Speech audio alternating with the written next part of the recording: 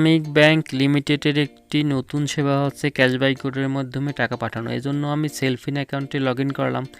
তো ভিডিওটির মাধ্যমে অনেক তথ্য আছে, যারা জানেন না তারা এই ভিডিওর মাধ্যমে জানতে পারবেন কিভাবে সেলফিনের মাধ্যমে ক্যাশবাই কোডে টাকা পাঠানো যায়। তো ভিডিওটি দেখতে থাকুন। তো আমি সেলফিন অ্যাকাউন্টে লগ ইন করার পরে ফান্ড ট্রান্সফারে ক্লিক করলাম। এরপর সবার নিচে যে অপশনটি আসবো সেটি হচ্ছে ক্যাশবাই কোড। তো ক্যাশবাই কোডে ক্লিক করলাম। তো ক্যাশবাই কোডে ক্লিক করার পরে এখানে কিন্তু আপনার কিছু ডকুমেন্টস দিতে হবে। আপনি যাকে টাকা পাঠাচ্ছেন তার নাম লিখতে হবে ইংলিশে। তো এরপর আপনাকে তার এনআইডি নম্বর দিতে হবে, এটা কিন্তু বাধ্যতামূলক, কিন্তু এনআইডি কোনো কাজ নেই আপাতত। তো এরপর তার ফোন নাম্বারটি নির্ভুলভাবে দিতে হবে, আপনি যাকে টাকা পাঠাচ্ছেন তার ফোন নাম্বার লিখতে হবে। এরপর অ্যামাউন্ট কত টাকা আমি পাঠাতে চাই, এখানে আমি 1000 টাকা পাঠাবো। তো সর্বনিম্ন আপনি 500 টাকা পাঠাতে পারেন না, বরং আমি আমার পিন নম্বরটি দিয়ে দেবো, এটা হচ্ছে সেলফিনের পিন। তো এরপর যে কাজটি করবে এটি হচ্ছে সাবমিটে ক্লিক করব। সাবমিটে ক্লিক করার পরে এখানে ক্যাশবাই কোডের আমি কোন নম্বর থেকে টাকা পাঠাচ্ছি সেটা লেখা আছে। এবার সাবমিটে কনফার্মে ক্লিক করলাম।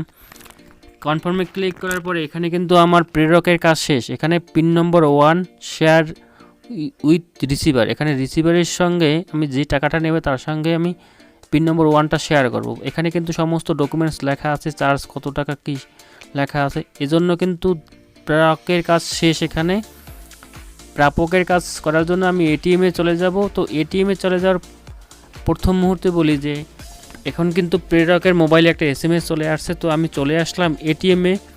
তো এটিএমে প্রথমে আমি আপনাকে বলেছিলাম এটা হলো কার্ডবিহীন লেনদেন। তো কার্ডবিহীন লেনদেনের জন্য প্রাপকের যে কাজ, প্রথমে কার্ডবিহীন লেনদেনে ক্লিক করতে হবে, কারণ এটা ক্যাশবাই কোডের মাধ্যমে টাকা ওঠানো কার্ডবিহীন লেনদেনের মধ্যে পড়ে। তো এরপরে ক্যাশবাই কোড অপশনটি সিলেক্ট করতে হবে। ক্যাশবাই কোড অপশনটি সিলেক্ট করার পরে ইয়েস বাটনে ক্লিক করবেন। তো এরপর মোবাইলে যে এসএমএসটি চলে আসছে সেখানে একটা ট্রানজ্যাকশন আইডি আছে, সেই ট্রানজ্যাকশন আইডিটি একটু একদম নির্ভুলভাবে দিতে হবে।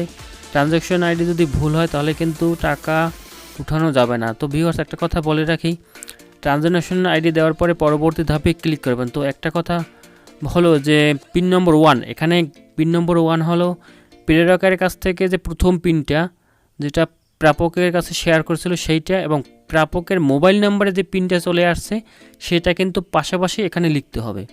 তো কোনো স্পেস দেওয়া যাবে না। তো এরপর লেখার পরে নির্ভুলভাবে লিখতে হবে। তো এবার পরবর্তী ধাপে ক্লিক করবেন। তো ভিউয়ার্স টাকাটি কিন্তু এখনই বেরিয়ে আসবে, টাকার অঙ্ক লিখতে হবে না। তো এতক্ষণ পর্যন্ত ভিডিওটি দেখার জন্য ধন্যবাদ। যদি কোনো ভিডিওটি সম্পর্কে প্রশ্ন থাকে কমেন্ট করে জানাতে পারেন। তো একদিনে কিন্তু আপনি সর্বোচ্চ 20,000 টাকা পর্যন্ত এটিএম থেকে তুলতে পারবেন। তো এখানে প্রথম 1000-এ কিন্তু প্রথম 5,000-এ 5 টাকা, এরপরে কিন্তু প্রত্যেক 1000 1 টাকা। তো চার্জের সঙ্গে ভ্যাট প্রযোজ্য থাকবে। টাকাটি বেরিয়ে আসলো। ভিডিওটি দেখার জন্য ধন্যবাদ। ভিডিওটি ভালো লাগলে চ্যানেলটি সাবস্ক্রাইব করে সাথেই থাকুন। ধন্যবাদ ভিউয়ার্স।